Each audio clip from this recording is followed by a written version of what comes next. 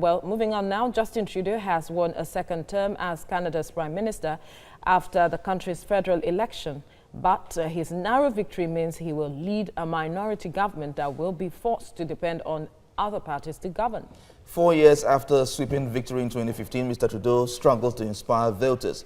Liberals won 156 seats, 14 short of the 170 needed for a majority in the 338-seat House of Commons. The Liberal Party lost 20 seats, while its main opposition rivals, the Conservatives, gained 26. Well, joining me via Skype from Belgium is Global Affairs Analyst Collins Wiki. Collins, thank you so much for joining us at this point. Tell us now the import of this election win for Trudeau and for Canadians so far. Thank you so much for having me, and good morning to you guys in the studio. Well, what we are experiencing is a different political landscape in Canada. They haven't seen anything like this before. The last time, what you may actually term a hung parliament, for want of a better political word to use, it was in 1972. Incidentally, that was when the father of Trudeau, the Trudeau Sr., was the prime minister. Now, in mainland Europe, for example, the situation that played out with this election in Canada is actually commonplace. Commonplace in terms of after an election of this nature, there is usually no particular party that is strong enough to deliver, absolute majority. So parties are forced to, form coalitions and then form a government. In Canada, it is alien to their political culture.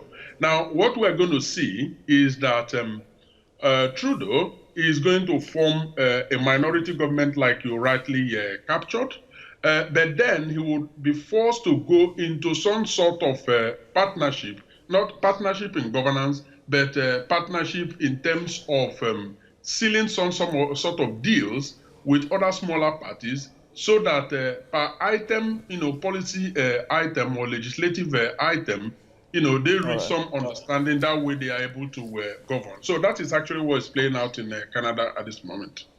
Justin Trudeau won 170 short of what is required. What does this imply? Some have said this shows that his popularity is waning.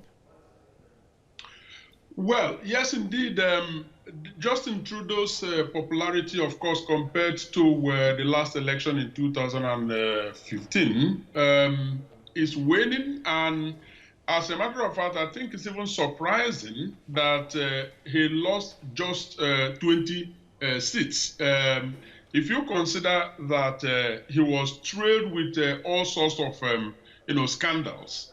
Now, what it all shows, what the result of this election shows, is that even with all the scandals, I think the Canadians still believe that they can trust their fate in his hands, as compared to the conservative parties and the other parties. So this is an election where almost everyone lost.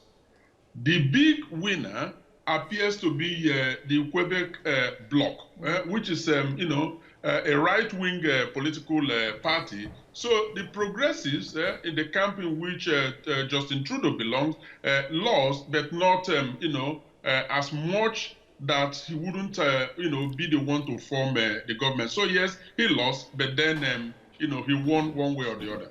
So what do you envisage next? Because some have questioned perhaps if his government will be stable with this kind of struggle to win, not having the majority support he needs in Parliament.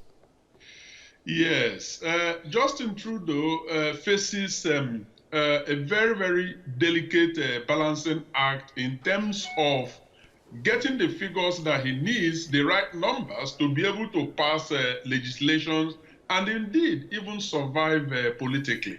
Now, if you hear the acceptance speech or the speech congratulating him, his main opposition, which is the Conservative Party in the name of Andrew Scheer, actually mentioned the fact that they are waiting because he believes that it is not going to be very long before his government falls, and that the Conservative Party, is actually waiting to take on. So yes, he has a very difficult days ahead of him. But one thing we should not forget is the fact that Justin Trudeau appears to be a politician that knows how to reach across board and negotiate with people from the other side to be able to get his legislation through. And I think his success or otherwise will actually depend on how much he's able to reach across the political divide and get people to sign up for the legislation that he is putting through, and perhaps take a bit of the things that they consider important to them as well. All right, we'll definitely keep a close tab with Canada to see how Justin Trudeau fares. Thank you, Collins Nweke, for your time on TVC Breakfast.